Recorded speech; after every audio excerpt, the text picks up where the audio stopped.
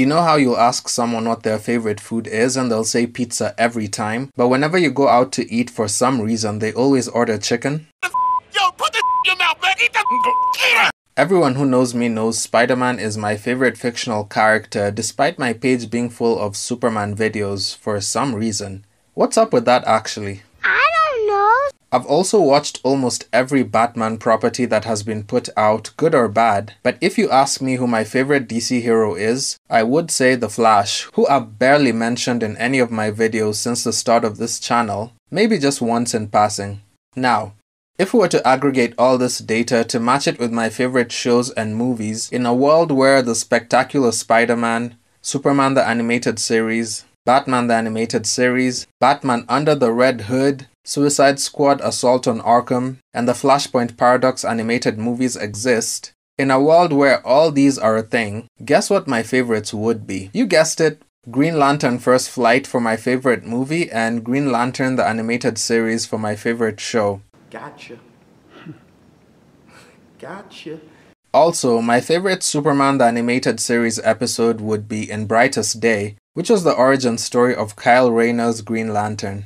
Now, I know a bunch of you just got flashbacks to math class right now, or you think this is some Terrence Howard science class, but I know you remember trying to solve those math problems. If a train is moving on a 399-kilometer track at 100 miles per hour, what is the political and economic state of the world right now?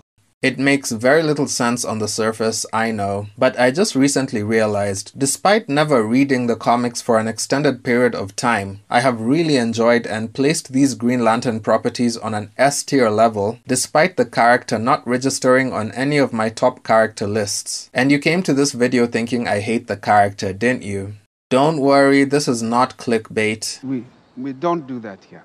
So I'll get to the title of the video in a bit. Just give me a little runway so I can land. Green Lantern First Flight was the first DC animated movie that made me feel like I had been treated to a theatrical experience. It was so good, which then made the Ryan Reynolds Green Lantern movie all the more baffling, because they had a successful proof of concept in the animated movie, but they were completely unable to build on it when it really mattered. Now any mention of the character in the live action space is linked to some played out Deadpool marketing gimmick, which I find disrespectful to the history and potential of this property. I mean, there's a list. Green Lantern. I won't rehash why I like the Green Lantern animated series again, because I already made a whole video about it that got copyright claimed to hell and back, and nobody watched the video anyway, so that was a great investment of time on my part. But regardless, that was premium animated TV, whose cancellation baffled absolutely everyone who watched it. My brother, who doesn't even like DC Comics, was hooked from the very first watch and he binged the whole thing, which was super unexpected. I rewatch that series every few months. Also, as mentioned many times before, I hate duplicates of characters because redundancy makes characters less special, but the Green Lantern core is so baked into the concept of these heroes that the foundation of your entry into the property prepares you for a team of similarly powered individuals. It's the creative interpretation of their powers and personalities that then makes Hal Jordan, or insert your favorite Green Lantern here, to stand out from the rest.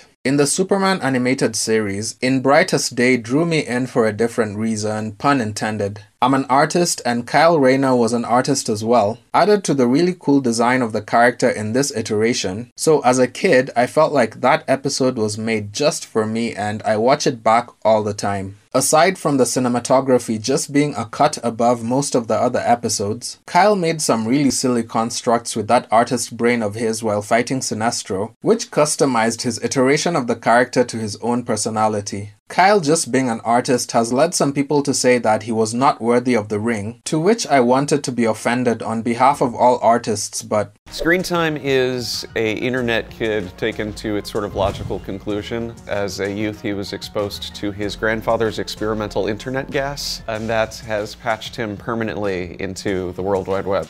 Okay, fine. Maybe some artists should never see the power of the Green Lantern ring. Goodness knows what they would do with it. But regardless, this episode showed Kyle being a hero before he got the ring, so that answered that criticism of why the ring chose him. Even as he doubted his own worth, it became clear that his unique way of thinking and his already heroic persona made him worthy of the ring.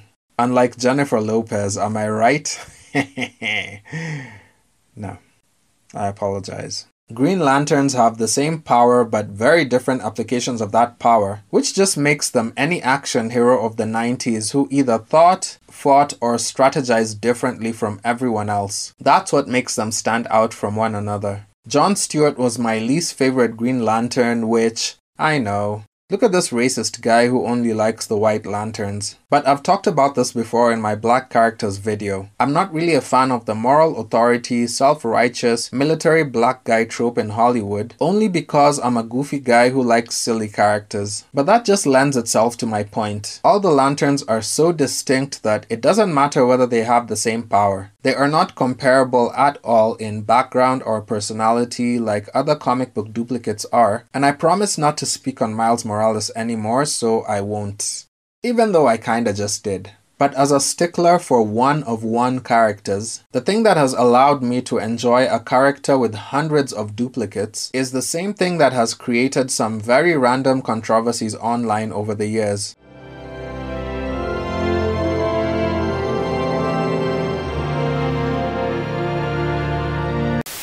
The Green Lantern Corps is basically space cops, and you know what that means. Police coming straight from the underground. Some people want to know who elected the Lanterns and gave them the authority to police the entire universe. I mean, it's fine when Superman, Wonder Woman, or any other independent hero does it. But when a group of bald old aliens come together and create this space police force with rules, which they then impose on the rest of the universe, are they then analogous to the United States and how they have proclaimed themselves the world police? And if that's the case, does being a fan of the Green Lanterns make you a Fed? When it comes to comics, being reductive can be so much fun. I don't know if y'all have heard of this site called Facebook, but I saw a post on there that said, "If Cyclops is your favorite X-Man, then you are a narc." And chaos ensued in the comments. These used to be my favorite kinds of comic book arguments before they became too touchy and real-world political. I'd like to say I have an answer to the question I just posed, which I've seen in multiple places, but because I haven't read enough Green Lantern comics, it's hard for me to argue when someone says the Green Lanterns are like the World Economic Forum of DC Comics and Ganthet is Bill Gates. From my limited Green Lantern exposure, the Guardians have also done some skeezy things in the past, and even Captain America would not agree with their approach. If we sign this, we surrender our right to choose. What if this panel sends us somewhere we don't think we should go? What if there's somewhere we need to go and they don't let us? There are lanterns dying out there. We need to get out there and stop whoever's targeting them now. Let me remind the Green Lantern of Earth that the Guardians are not on trial here.